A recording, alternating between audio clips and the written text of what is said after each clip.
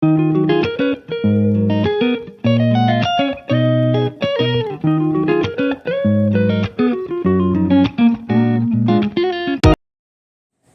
Everyone, welcome back to my channel suffer with Ankita. তো এখন আমরা যাচ্ছিলাম আমাদের রুফে হোটেলের। তো তোমরা দেখতেই পাচ্ছ সেটা। এবং এখন অলমোস্ট ভোর হতেই যায়, তো তাও মাঝরাত লাগছে অ্যাকচুয়ালি, বাট এটা মিড নাইটে নয়। এটা অলমোস্ট ভোর হচ্ছে সেই টাইমটাতেই আমরা গেছিলাম, বিকজ এইখান থেকেই আমাদের হোটেলের বলেছিল যে সবচেয়ে অপরূপ সৌন্দর্যটা দেখা যায়, সেই কাঞ্চনজঙ্ঘাকেই দেখা যায় এখান থেকে। এবং আমরা সেটারই ওয়েট করছিলাম, এবং তাই আমরা অলমোস্ট অনেকক্ষণ আগে থেকে উঠে বসে গেছিলাম সেই দিনকে। সকাল হতেই নির্মল পরিবেশে সূর্যের আলোয় ঝলমল করতে থাকা কাঞ্চনজঙ্ঘার দৃশ্য আমাদের মনকে আনন্দে ভরিয়ে দিয়েছিল। Just look at this unbelievable view guys.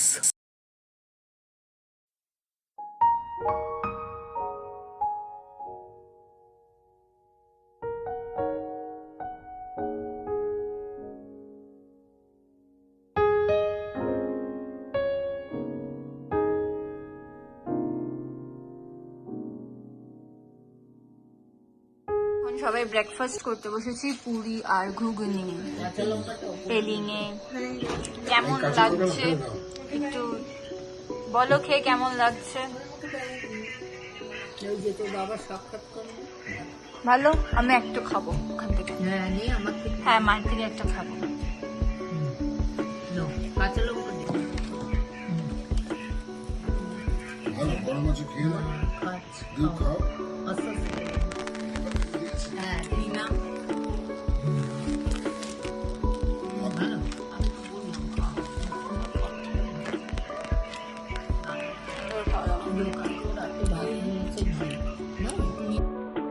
এবং দিদি অর্ডার করে নিয়েছিল ব্রেড উইথ আমলেট।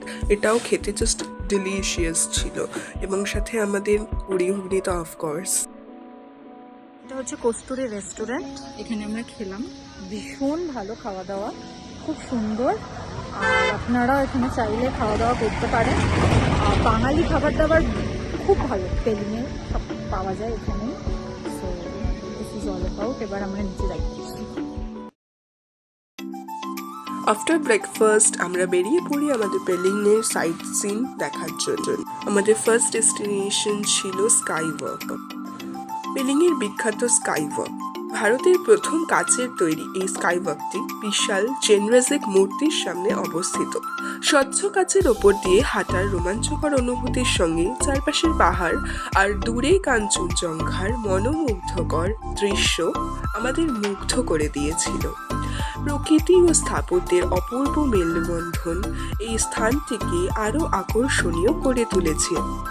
এবং আজকেই আমরা পেলিংয়ের হোটেল থেকেও চেক আউট করে নিয়েছিলাম, বিকজ আমাদের পেলিং ওয়ান নাইট স্টে ছিল। এবং দেন আজকেই সকালেই পেলিংয়ের সাইট সিনে বেরিয়ে যাওয়া, এবং দেন সাইট সিন শেষ করে ডাইরেক্ট ওয়ে টু দার্জিলিং। সত্যি যাই বলি না কেন, পেলিংয়ে আমরা হাংরি রিট্রিট হোটেলে ছিলাম, এবং এই হোটেল থেকে ভিউটা জাস্ট অ্যাওয়েসাম ছিল কাঞ্চনজঙ্ঘার, যেটা আমরা দেখতে পেয়েছিলাম। মানে সেটা সিরিয়াসলি আনবিলিভেবল ভিউ ছিল। এবং আমরা তো সত্যি বলতে মানে একদমই শিওর ছিলামও না যে আমরা দেখতে পাবো কি না, কিন্তু আমরা দেখতে পেয়েছি যে এত সুন্দর একটা view. So thanks to first of all hungry retreat তার জন্যে, এবং এত সুন্দর একটা ভিউ পাওয়ানোর জন্য, এবং মানে এই হোটেল থেকে দেখানোর জন্য। সো রিয়েলি ভীষণ ভালো ওদের বিহেভিয়ারও ছিল সাথে, এবং ওরা প্রত্যেকেই খুব ভালো, ওদের স্টাফ এবং সব কিছু ওদের খুবই ভালো। So I weed definitely recommend যে তোমরা পেলিংয়ে গেলে অফকোর্স তোমরা হাংরি রিট্রিটে থাকতেই পারো, উইদাউট এনি ডাউট।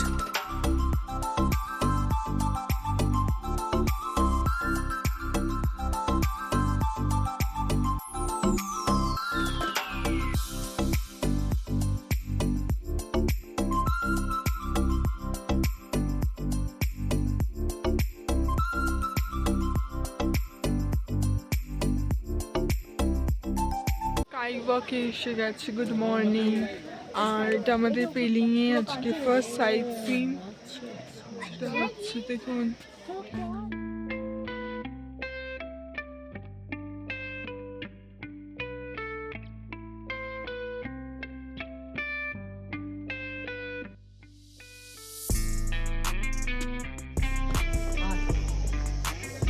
আমরা স্কাই ওয়াকে উঠছি সবাই মিলে, ওই যে বাবাও আছে, সবাই মিলে স্কাই ওয়াকে উঠছি। এখান থেকে এন্ট্রি হবে, খুব সুন্দর দেখুন। এখান দিয়ে উঠতে হবে সবাইকে,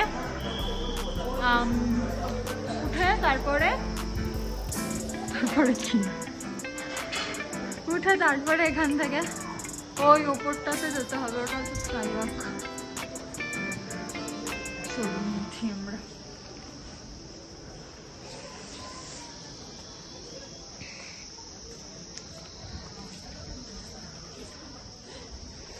এখান থেকে ভিউটা ভীষণ সুন্দর আসে, ভিউটা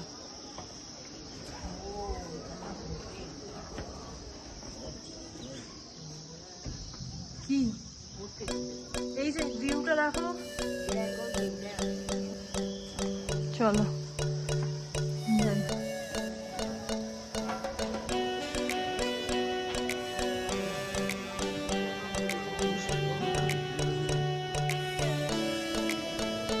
জুতো খুলে উঠতে হবে আপনাদের, জুতো পরে এখানে ওঠা যাবে না, ঠিক আছে?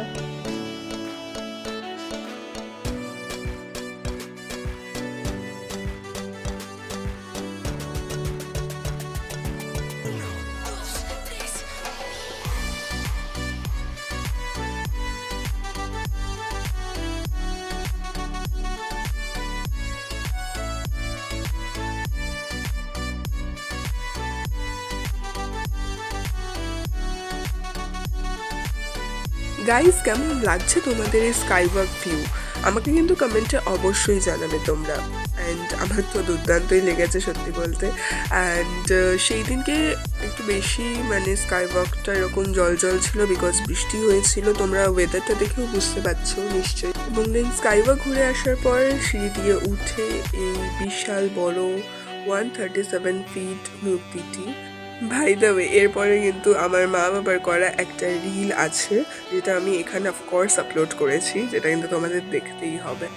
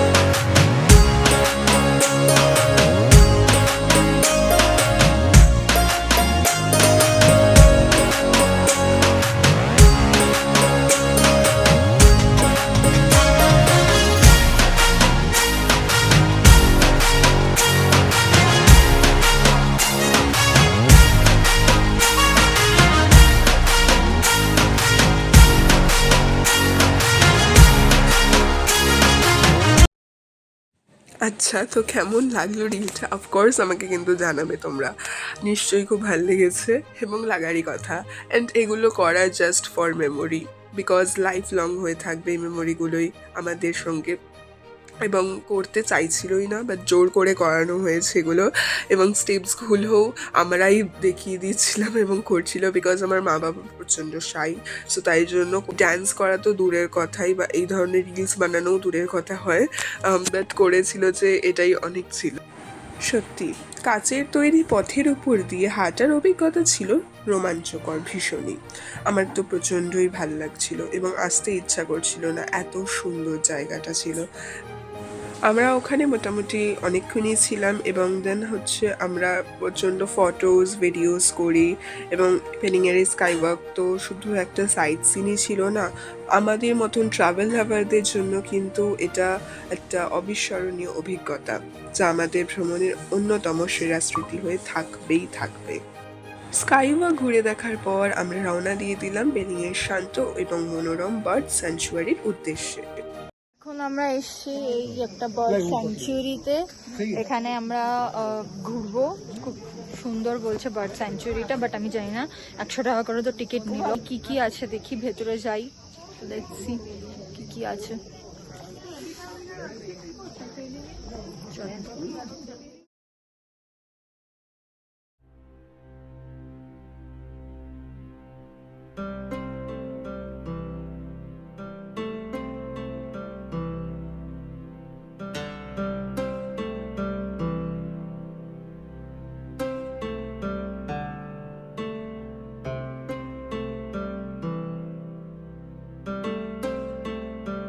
হ্যালো, পেলিংয়ে আমরা এখন বার্ড স্যাংচুয়ারিতে এসে গেছি।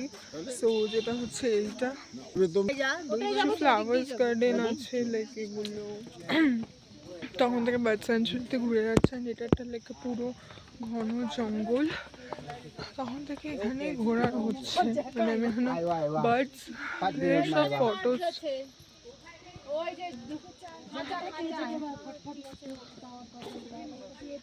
চলো দেখি। তো ওই হেঁটে দেন লাস্টলি বার্ডস দেখা গেছে। Okay, এই রাস্তাটায় গিয়ে বার্ডস পাবেন।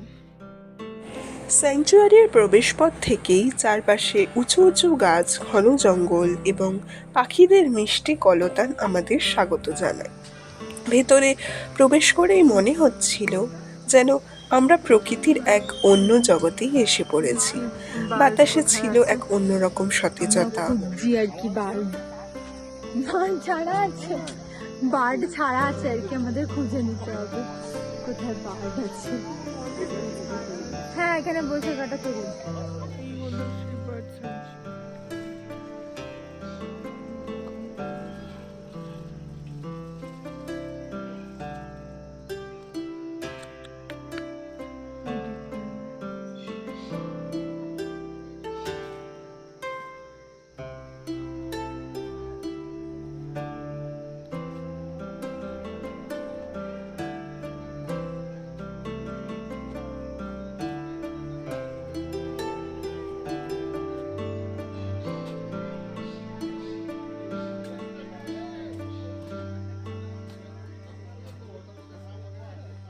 এদিকে হচ্ছে একটা ব্রিজ আছে, বেশ সুন্দর, পার্কের ভেতরে ঝুলন্ত ব্রিজ টাইপের। তারপরে হচ্ছে এই সাইডটা চলে আসে, এই সাইডটাও বেশ সুন্দর দেখতে।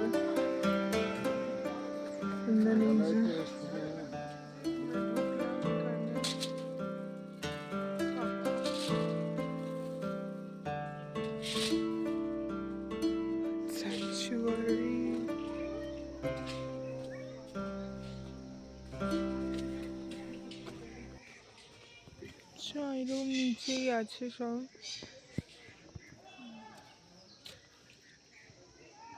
আর উপরে খাচ্ছে, বার্ড খাচ্ছে পাখি। এখানে দেখি আমার সাথে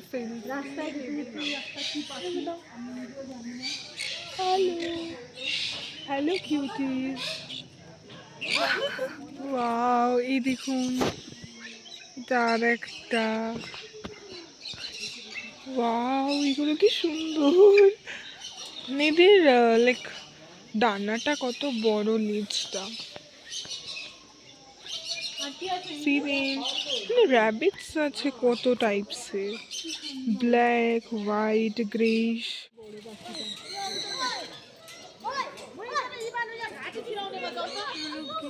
প্রথমে আমি ভাবছিলাম যে কি এগুলো, খালি একটা মানে লেক এইসব দিয়ে দেখিয়ে যাচ্ছে। দেন বুঝতে পারলাম যে এটা একটা পেলিং এর অন্যতম আকর্ষণ। সেটা হলো আর কি যে বার্ড স্যাংচুয়ারিটা মানে জাস্ট অসাধারণ, এত বড় জায়গা, আনবিলিভেবল। সিটকিয়ং টুলকু বার্ড পার্ক ভীষণ সুন্দর অ্যান্ড মেমোরেবল। এখন আমরা এই বার্ড স্যাংচুয়ারি থেকে এক্সিট করছি। তো খুব সুন্দর ভেতরটা ছিল। আর হচ্ছে যতগুলো আমাদের মানে যতগুলো আমাদের সাইট সিইং পড়তো সেগুলো আমাদের ড্রাইভার দেখিয়ে দিয়েছে। ড্রাইভার খুবই ভালো, গ্যাংটকের সাইট সিনও ভীষণ সুন্দর দেখিয়েছে।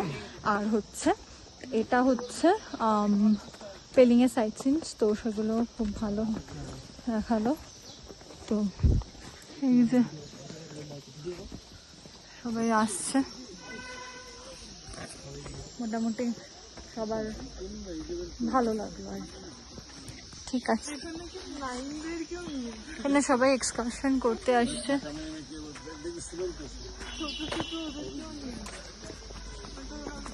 এই যে একটা ডগি, সুন্দর আর কি। অনেকে বাচ্চা কাচ্চারা এখানে এক্সকারশনও করতে এসছে দেখলাম। আমার মা আসছে। চল এখান থেকে এক্সিট করি, করে দার্জিলিং এর উদ্দেশ্যে আমরা যাই। পেলিং বার্ড স্যাংচুয়ারিতে যখন প্রথমে আমি এন্টার করেছিলাম তখন আমার সত্যি মনে হচ্ছিল যে এটা কি দেখছি, জাস্ট একটা লেক আছে, জাস্ট ঘন জঙ্গল, এখানে স্যাংচুয়ারি অ্যাকচুয়ালি কোথায়। বাট তখনও বুঝতেই পারছিলাম না যে অ্যাকচুয়ালি আরও ভেতরে এন্টার করে দেন মেন অ্যাট্রাকটিভ জায়গাটা আসবে। সো এক্স্যাক্টলি ওরকমই ছিল, তোমরাও গেলে তোমরাও সেটা বুঝতে পারবে। ওখানে বিভিন্ন প্রান্ত থেকে আনা ভ্যারিয়াস টাইপসের বার্ডস ছিল, বিকজ এটা তো বার্ড স্যাংচুয়ারি ছিল, তাই জন্যে। অ্যান্ড আমার ভীষণই দেখতে ভালো লাগছিল। এবং ওখানে বার্ডসগুলো যে মানে অ্যাকচুয়ালি ছাড়া বলতে হ্যাঁ খাঁচা ভেতরেই ছাড়া ছিল ঠিকই, বাট তাও মানে যাচ্ছি এবং সেখানে ছাড়া ওরকম পাশাপাশি দিয়ে দৌড়াচ্ছে, হাঁটছে। সো ওগুলো দেখতে জাস্ট খুব খুব কিউট লাগছিল আমার। সবচেয়ে সুন্দর এবং শান্ত নীরব জায়গা যদি আমাকে ডিসক্রাইব করতে হয় দেন পেলিংকেই করা উচিত ছিল, বিকজ পেলিংটা এতটাই সুন্দর এবং শান্ত নীরব জায়গা যে আমরা এত ব্যস্ততা, এত স্ট্রেসে থাকি এবং সেই সব কিছুকে যখন আমরা মুক্তি পেতে আসি বা ভুলে যেতে চাই, তো তার জন্য যদি আমাদের এসে কোথাও এরকম সুন্দর মুহূর্ত কাটাতে হয় দেন অফকোর্স কাম টু পেলিং। সত্যি খুবই সুন্দর ছিল। পেলিং জার্নি শেষ করে সাইট সিনস দেখে আমরা এবার রওনা দিয়ে দিলাম দার্জিলিংয়ের উদ্দেশ্যে। যাচ্ছিলাম দার্জিলিংয়ে ঠিকই, একটু বেশ আনন্দ তো আসছেই, কিন্তু সাথে একটু হলেও মন খারাপও হচ্ছিল আমার, কারণ এবার আমাদের জার্নি হয়ে এসেছিল এন্ডের দিকে। আর জাস্ট 2 দিন ছিল, তারপরেই আমাদের ট্রেনে রওনা। হ্যাঁ মানে এতটা দিন কাটানো, এই 10টা দিন মানে এসে বাইরে এত সুন্দর প্রত্যেকটা জায়গা দেখলাম, পুরো সিকিমই প্রায় এক্সপ্লোর করেছি আমরা। তো এতগুলো জায়গাকে দেখলাম অ্যান্ড প্রত্যেকটা সাইট সিনস তো জাস্ট দুর্ধর্ষ লেগেছে এবং এগুলো ফ্রেমে বন্দি করার মতোই তো ছিল, তাই তো সত্যি কারই বা মন চায় যে ছেড়ে চলে আসি আবার সেই ব্যস্ততার মধ্যে, বাট আসতে তো হবেই, আমাদের কিছু করার নেই। ওয়েস্ট সিকিমের পাহাড়ি পথ ধরে গাড়ি এগিয়ে চলতে থাকে। সিকিম থেকে দার্জিলিং যেতে রংপো হয়ে পশ্চিমবঙ্গে প্রবেশ করতে হয়। তারপর তিস্তা নদীর পাশ দিয়ে পাহাড়ি রাস্তা ধরে ধীরে ধীরে দার্জিলিংয়ের দিকে এগিয়ে যেতে হয়। পথে কখনো মেঘঢাকা পাহাড়, কখনো আবার সবুজ চা বাগান আর পাহাড়ি জনপদের দৃশ্য আমাদের চোখে পড়ছিল। দীর্ঘ পথ হলেও প্রকৃতির অপরূপ সৌন্দর্য সেই ক্লান্তি অনুভব করতে আমাদের কিন্তু দেয়নি। বিকেলও এগিয়ে আসে এবং ধীরে ধীরে আমরা পাহাড়ের রানী দার্জিলিংয়ের কাছে পৌঁছে যাই। হ্যালো গাইস, এখন আমরা চলে এসেছি দার্জিলিংয়ে। তো আমরা পুরো পেলিং ঘুরলাম, ঘুরে আমরা ওখান থেকে আমাদের গাড়ি দার্জিলিংয়ে ড্রপ করে দিলাম। তো এটা হলো কথা। এই যে দার্জিলিং, আমরা এখন ম্যাল রোডে যাচ্ছি। এই যে পুরো দার্জিলিংটা মানে শহরটা মোটামুটি প্রচণ্ড ঘিঞ্জি। ভেবেছিলাম প্রথমে ঘিঞ্জি হবে না, বাট অ্যাবসলিউটলি খুব ঘিঞ্জি শহর। মানে আমি তো অনেক বছর আগে এসেছি, তখন দার্জিলিং দেখেছি, তখন দার্জিলিং এত ঘিঞ্জি ছিল না, বাট এখন দেখছি এতটাই ঘিঞ্জি হয়ে গেছে যে আমরা মানে ভাবতে পারছি না আর কি, বুঝতে পেরেছেন? তো এই হলো ব্যাপার। দীর্ঘ পথ অতিক্রম করে অবশেষে আমরা দার্জিলিংয়ে পৌঁছাই এবং হোটেলে চেক ইন করে কিছুক্ষণ বিশ্রাম নিই। সত্যি বলতে এর আগে আমি দার্জিলিং অনেক ছোটোবেলায় এসেছি, বাট বড় হয়ে আমার দার্জিলিংয়ে এইটাই প্রথম আসা ছিল। তো দার্জিলিং নিয়ে আমার একটা ধারণা তো ছিলই যে হ্যাঁ অফকোর্স এখানে একটু হলেও বাঙালি আনার ছোঁয়া তো থাকবেই, কিন্তু এতটা বেশি যে মানে হয়ে যাবে আমি বুঝতে পারিনি ধারণাটা সত্যি। কারণ শহরে ঢুকতেই সেই ধারণা আমার বদলে গেছিলো, এবং মানুষের এত ভিড়, এত ব্যস্ত রাস্তা, দোকানপাট আর পর্যটকদের কোলাহলে দার্জিলিং পুরো ভরপুর। আর মজার বিষয় হলো শহরে পা রাখতেই মনে হচ্ছিল যেন পশ্চিমবঙ্গেরই কোনো পরিচিত শহরের মধ্যে আমি চলে এসেছি।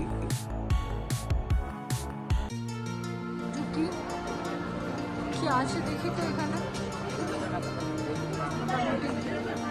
কি আছে দেখা যাক। গ্লিনারিসেও প্রচণ্ড বেশি ভিড় ছিল, একটাও সিট ছিল না ফাঁকা, তাই আমরা গ্লিনারিসে ওয়েট না করে ডাইরেক্ট ম্যাল রোডেই চলে গেলাম। মার্কেটটা আছে সেটা মেইন রোড থেকে সরিয়ে দিয়ে এইখানে করে দিয়েছে, কারণ ওখানে কি একটা মেলা ফেলা হচ্ছে, এইখানে করে দিয়েছে। তাহলে এখান থেকে আপনারা জিনিসপত্র মোটামুটি নিতে পারবেন। তো এখানে পুরো মার্কেটটা, ওখান থেকে কি মেলা হচ্ছে সেই কারণে মেল থেকে মার্কেটটা তুলে এনে এখানে করে দিয়েছে। ঠিক আছে, দেখি কী কী পছন্দ হয়।